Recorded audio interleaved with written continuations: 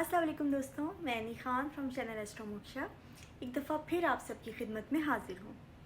दोस्तों, आज हम बात करेंगे कोवर्ट नार्सिसिस्ट के एक टैक्टिक के बारे में। पहले तो मैं नार्सिसिस्ट एंड कोवर्ट नार्सिसिस्ट के बारे में थोड़ा सा आपको बताऊंगी कि वो क्या हैं, एक दूसरे से डिफरेंट कैसे हैं। मैंने आपको पहले बताया था कि जो बच्चे बचपन में पेरेंट्स के निगलेक्ट और अब्यूज़ की वजह से जिनका सेंस ऑफ सेल्फ डेवलप नहीं होता, जिनका सेल्फ इमेज ख़राब हो जाता है, वो बच्चे अपने ही माइंड में अपना एक ऊंचा इमेज बना लेते हैं, क्योंकि वो फेस नहीं कर सकते कि उनको कितना लान तान किया जा रहा है, इतना बुरा भला कहा जा रहा है।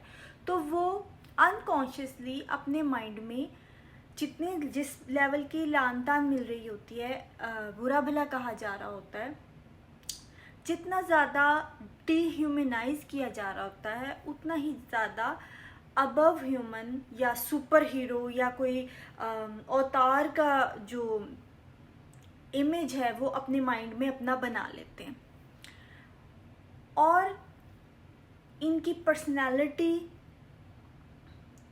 उस तरह से नहीं बनती जैसे कि एक हेल्थी इंसान की पर्सनालिटी होती है।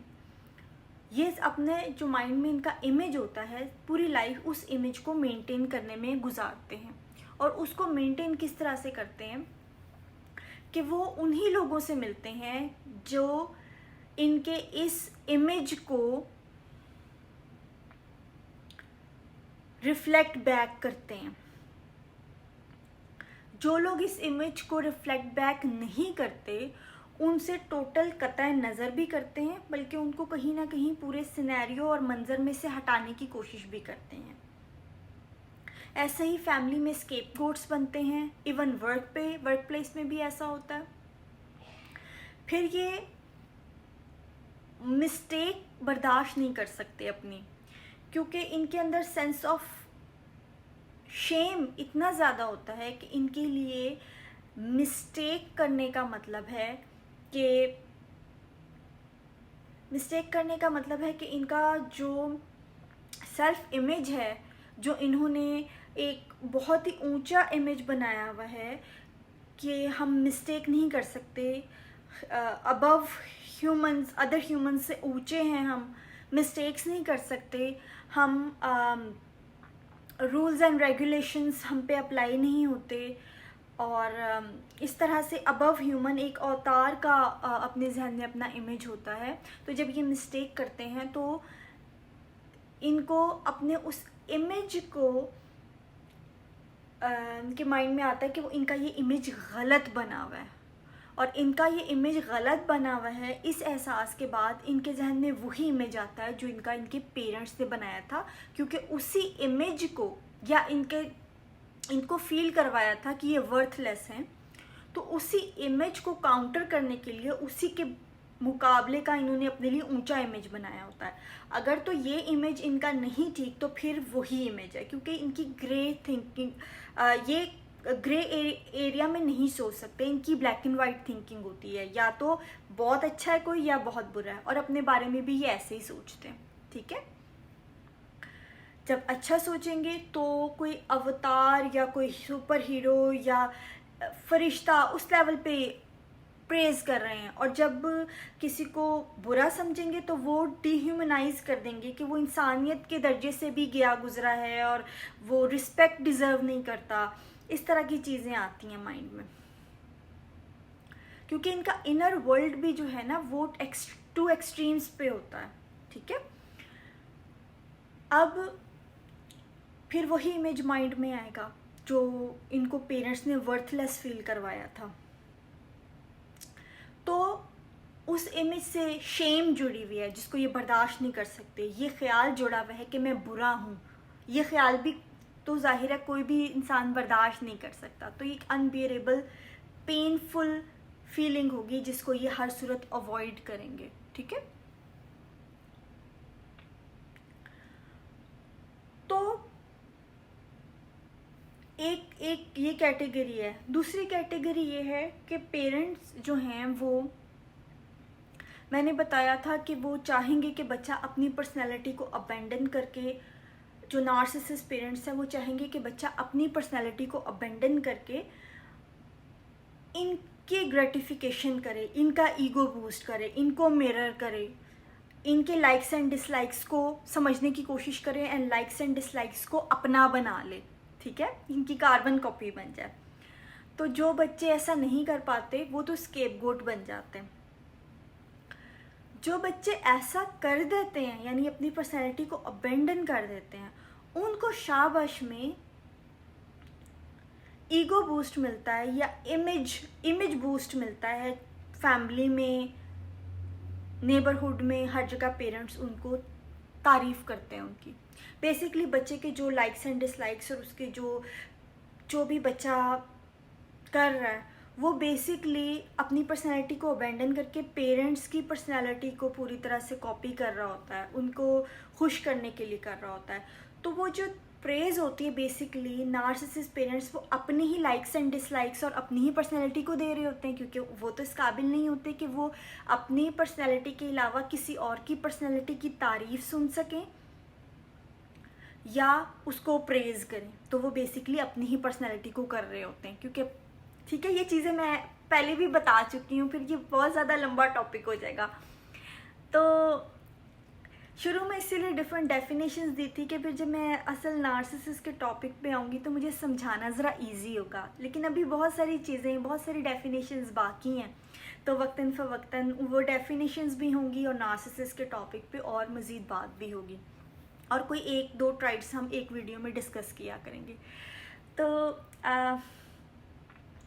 तो उस बच्चे को इमेज बूस्ट मिलता है। अब वो बच्चा इमेज बूस्ट पे ही चल रहा है, इसलिए इमेज बूस्ट पे चल रहा है क्योंकि उसकी पर्सनैलिटी तो वो अपनी अबेंडन कर चुका है, उसकी पर्सनैलिटी तो बनती नहीं है, उसकी तो एक इमेज है जो कि बेसिकली पेरेंट्स का इमेज, पूरी तरह से उसने पेरेंट्स की पर्सनैलिटी को कॉपी किया हुआ है, ठीक है। अब ऐसे बच्चे जो हैं वो भी जब लोगों में जाएंगे तो उनको भी वही इमेज बूस्ट चाहिए, फिर वही उनका फ्यूल है। जब वो इमेज बूस्ट नहीं मिलेगा तो वो डाउन फील करेंगे, वो अपनी नज़र में इनविजिबल होना फील करना शुरू हो जाएंगे और वो एक पेनफुल फीलिंग होगी उनके लिए, ठीक है। तो जो लोग अपना ऊंचा इमेज समझ रहे हैं, या तो वो ऐसे हैं कि उनकी कैटेगरीज हैं। एक कैटेगरी तो ये है कि वो सोचें कि हाँ मेरी पर्सनालिटी बहुत ऊंची है, ठीक है, मुझे, ये वो बच्चे हो सकते हैं जिनको पेरेंट्स ने अबैंडन कर दिया।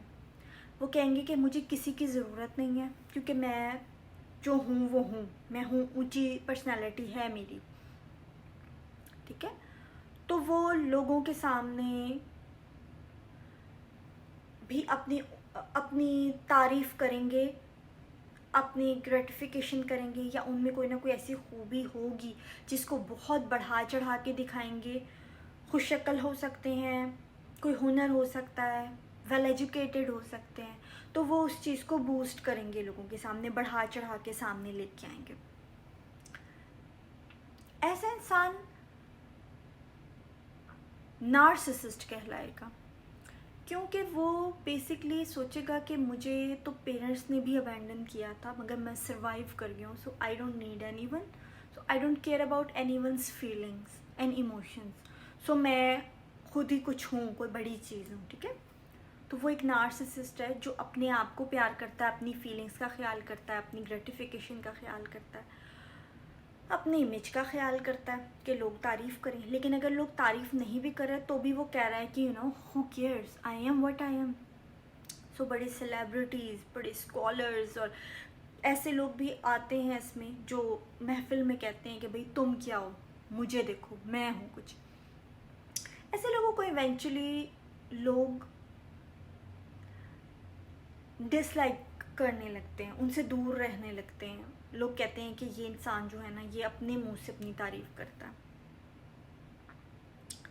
लोग इनसे फासला रखते हैं और हर बंदा जानता है कि ये अपनी तारीफ करेंगे, अपने आप में है, किसी की परवाह नहीं करते। लेकिन ये लोग डेंजरस नहीं होते। डेंजरस कौन लोग होते हैं? जो कि अंदर से अपने आप को तो ऊंची चीज समझ रहे हैं, लेकिन वो जाहिर नहीं कर रहे। या तो उनके अंदर कोई ऐसी चीज़ नहीं है, वो नहीं समझते कि उनके अंदर कोई ऐसी क्वालिटी है जिसको वो ज़्यादा बूस्ट कर सकें, लोगों के सामने ज़्यादा बढ़ा चढ़ा के पेश कर सकें। या फिर ऐसा भी होता है कि अमूमन वो बच्चे जो अपनी पर्सनैलिटी को अबेंडन करके पेरेंट्स के रंग में रंग जाते हैं, वो लाइफ में ऐसा करते हैं कि उनके आगे जो आएगा वो उसी के रंग में रंग जाएंगे और तारीफ पाएंगे। तो तारीफ जो करने वाला है वो भी इनकी तारीफ नहीं कर रहा, बेसिकली वो अपनी ही तारीफ कर रहा है। और ये तारीफ इनकी अपनी पर्सनैलिटी नहीं है और ये अकेले नहीं रह सकते, क्योंकि जब ये अकेले होंगे तो फिर इनको जब कोई देख ही नहीं रहा, जब किससे तारीफ ही नहीं पा रहे, तो इनके दिल में ये चीज़ें आने लगेंगी कि मैं हूँ कौन, मैं क्या हूँ। तो ये जो दूसरी कैटेगरी है, जो दूसरे के रंग में रंग के,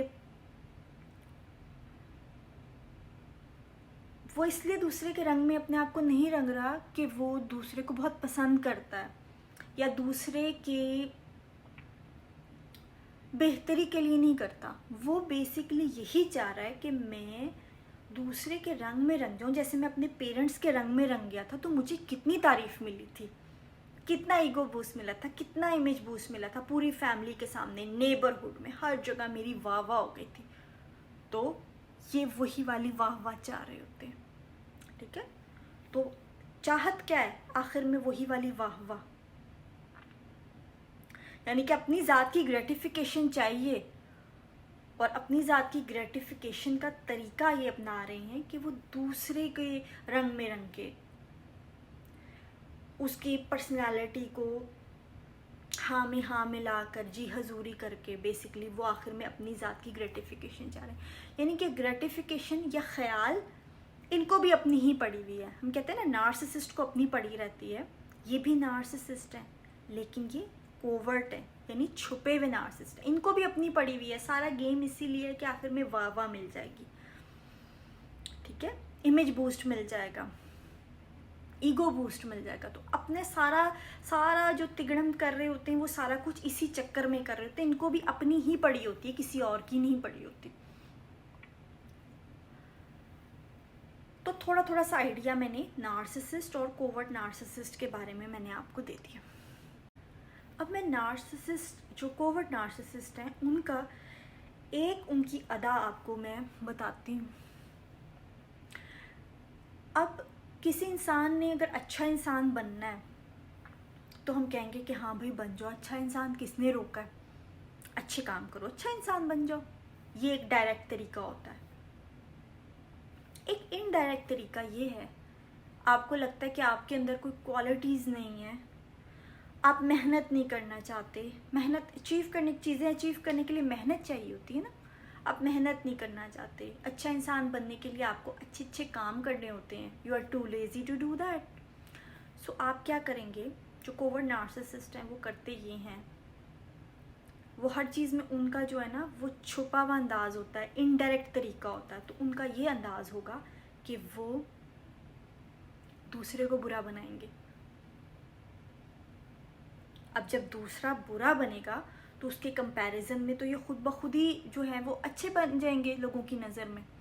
क्योंकि बेसिक जो है नार्सिसिस्ट का इतना नहीं जितना कोवर्ट नार्सिसिस्ट का। जो मैं आपको बताऊंगी कि कोवर्ट नार्सिसिस्ट ही बेसिकली डेंजरस होते हैं, क्योंकि उनको लोग समझ नहीं पाते। जो नार्सिसिस्ट है वो तो अपनी तारीफ करेगा, उसको वो दूसरों की तरफ ध्यान नहीं दे पा रहा होता, वो दूसरों पे ध्यान नहीं देता बिल्कुल कि दूसरे को मैं बुरा बनाऊं या क्या करूं तो मैं अच्छा बन जाऊं। वो कहता मैं तो हूं ही अच्छा, मेरा तो किसी से मुकाबला ही नहीं है। लेकिन असल बुराई क्या है? कोई इंसान अब खुद अच्छा बनने के लिए आपको बुरा बनाए, आपको विलन बनाए, तो वो इस तरह के सिनेरियो क्रिएट करते हैं कि दूसरे को बुरा बनने पे मजबूर कर देते हैं। दूसरे को, जो इनका पार्टनर है या अगर सिबलिंग राइवरी है या इवन पेरेंट्स बच्चों में से अगर किसी को स्केपगोट बना रहे हैं, तो वो उसको उठने ही नहीं देते, उसको अंगूठे के नीचे रखते हैं। यानी कि अगर वो अच्छे काम कर रहा है तो उसको डिस्करेज करते जाएंगे, उसको ट्रिगर करते जाएंगे कि आखिर वो लोगों के सामने उस एंगर आउटबर्स्ट हो उसका, और लोग देखें, सब लोग देखें कि वो कितना बुरा है, और फिर ये आंसू बहाएं, कहें कि देखो मेरा लाइफ पार्टनर तो देखो कितना गुस्से का तेज़ है या कितना, तो वो अंदर से अंदर नैगिंग करना, डिग्रेडिंग कमेंट देना, डिसरिस्पेक्ट करना, डी वैल्यू करना, ये सब चीज़ें कर रहे होते हैं। सो ये दूसरे की स्पिरिट को क्रश करते हैं कोवर्ट नार्सिसिस्ट। दूसरे के अंदर से चुन चुन के जो उनके अच्छे पॉइंट्स हैं, जो अच्छाइयाँ हैं, उनको ख़त्म करते हैं। मतलब बहुत ही ज़्यादा ये एब्यूसिव सारा जो खेल है बहुत ही एब्यूसिव होता है। और इसको लोग देख नहीं पाते क्योंकि बज़ाहिर एक बंदा जो दूसरे की पर्सनैलिटी को पूरी तरह से अपना के उसकी हाँ में हाँ मिला रहा है, उसकी तारीफ़ें कर रहा है, ऐसे शख्स के पास आप जाके कहेंगे कि ये मेरे साथ अब्यूज़ कर रहा है, तो वो सुनेगा क्यों आपकी बात? कोई यकीन नहीं करता इन पे, मतलब कोई यकीन नहीं करता इस बात पर कि ये लोग अब्यूज़ कर रहे हैं। तो ये इनका एक कोवर्ट स्टाइल होता है कि हैं ये भी नार्सिसिस्ट लेकिन छुपे हुए होते हैं, और फिर ये इनडायरेक्ट जो वेज होते हैं इनके, ये अब्यूज़ करते हैं। सो नार्सिसिस्ट, जैसे कि मैंने थोड़ा सा वाज़ेह अब हो गई ये चीज़ कि वो ख़तरनाक नहीं होते। जैसे बुली है कोई, तो जो ओवर्ट नार्सिसिस्ट होते हैं बेसिकली, वो नार्सिसिस्ट रेगुलर अपनी तारीफ़ करने वाले, अपने आप को बढ़ा चढ़ा के पेश करने वाले वो होते हैं। तो वो बुली भी करते हैं, अक्सर बच्चे भी होते हैं इस तरह से जो बुली करते हैं। तो अगर कोई बच्चा स्कूल जा रहा है और उसको स्कूल में मशहूर हो जाता है ना ये बच्चा बुली है, बुली करता दूसरे को, तो उससे लोग होशियार हो जाते हैं, बचते हैं। लेकिन जो कोवर्ट नार्सिसिस्ट है वो हो सकता है आपकी फ्रेंड ग्रुप में हो, वो आपके साथ बैठे, वो छोटी छोटी चीज़ों में जब आपकी किसी चीज़ में ग्रेटिफिकेशन होगी, टीचर तारीफ़ करेंगी या आप उससे शेयर करेंगी कि मेरी मदर ने मुझे गिफ्ट दिया, छोटी छोटी चीज़ों से इनका सेंस ऑफ सेल्फ हर्ट होता है, इनका ईगो हर्ट होता है। फिर वो दूसरे को तकलीफ़ देने के लिए कोई ऐसा कमेंट देंगे, कोई ऐसी बात करेंगे, तो आहिस्ता आहिस्ता करके ये दूसरे के स्पिरिट को बिल्कुल जो है ना वो मार देते हैं। तो चलें दोस्तों, इस टॉपिक पे भी मज़ीद इंशाल्लाह बाद में बात होगी। मैं आप लोगों को एक अच्छी सी दुआ बताना चाहती थी। जो लोग भी इल्म हासिल करना चाहते हैं, जो स्टूडेंट्स हैं, स्टूडेंट्स सिर्फ वो नहीं हैं जो स्कूल जाते हैं, कॉलेज जाते हैं, कोई भी स्टूडेंट हो सकता है जिसको भी चीज़ें सीखने की लगन है। आजकल तो आप जानते हैं कि ऑनलाइन किंडल पे आपको किताबें मिल जाती हैं, PDF पे किताबें मिल जाती हैं, फ़ोन सबके हाथ में, किताब पढ़ सकते हैं। यूट्यूब पे आप कोई किसी टॉपिक पे लेक्चर सुन सकते हैं। तो जो भी इंसान कोई भी इल्म हासिल करना चाहता है उसके लिए रब्बी ज़िदनी इल्मा, ए मेरे रब मेरे इल्म में इजाफ़ा फरमा। तो ये आप दुआ मांगे कि अल्लाह ताला आपके इल्म में इजाफ़ा करे, और फिर आप लोगों को अब मैं एक रेमेडी भी बताती हूँ सन की। सन वीक होने की रेमेडी जो है, जैसे कि मैंने बताया था कि मैं कोशिश करती हूँ कि जो भी चेंजिंग है रेमेडीज़ में वो हमारे अंदर ही आए, हमें दूसरों के को चेंज करने की मैं रेमेडीज़ नहीं देती। आप सन की छोटी सी एक मैं रेमेडी दूंगी कि आप लोग जल्दी उठें और सूरज की रोशनी में जाएं, वॉक करें। ज़ाहिर है सुबह की जो सुबह की सैर है, चहलकदमी है, वो वैसे ही सेहत के लिए बहुत अच्छी है। तो सूरज की रोशनी जब मिलती है तो लाइफ फील होती है, अपना आप जिंदा फील होता है, कॉन्फिडेंस गेन होता है। सुबह अर्ली हो तो ज़्यादा अच्छा है, सनराइज़ भी देख सकेंगे। दूसरा ये कि ज़ाहिर है दिन जैसे जैसे चढ़ता है धूप तेज़ होती है, गर्मी तेज़ होती है, फिर आपकी ज़िम्मेदारियों का वक्त शुरू हो जाता है। सुबह स्कूल बच्चों को भेजना, खाना नाश्ता बनाना, सारा कुछ करना, वो शुरू हो जाता है। तो ज़रा थोड़ा सा अर्ली उठ के धूप में, जो सुबह की हल्की ठंडी वाली हल्की हल्की धूप होती है, उसमें वॉक करें। अब तो ठीक है दोस्तों, आप अपना ख्याल रखिएगा। इंशाल्लाह नेक्स्ट किसी वीडियो के साथ मैं आपकी खिदमत में हाजिर होंगी। अल्लाह हाफ़िज़।